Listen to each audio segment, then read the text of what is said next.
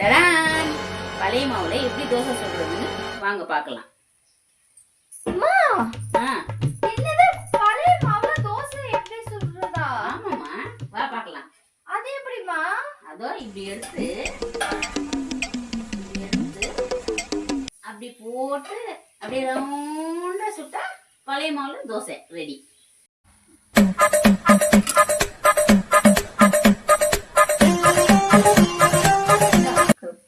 டடான்! Dosa ready. தோசையா? ஆமா, என்னம்மா இது? எப்பயும் போலதான் இருக்கு இந்த தோசை.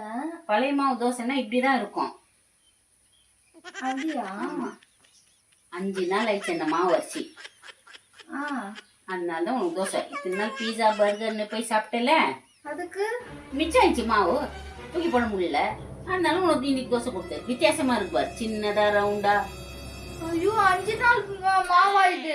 ஆமா, ஐயோ, கிளம்பு. இன்னைக்கு மாவு காலி. டெய்லி தோசை பர்கர் பீஸான்னு தின்றாங்க. மாவு கஷ்டப்பட்டு ஆட்டி வச்சேன்னா உங்க தாத்தா காமிச்சிட்டு போயிடுறாங்க. இன்னைக்கு தான் சரியான ஒரு யோசனை டிப்ஸ் பார்த்தேன்னா இது நல்லா ஒர்க் அவுட் ஆயிடுச்சு.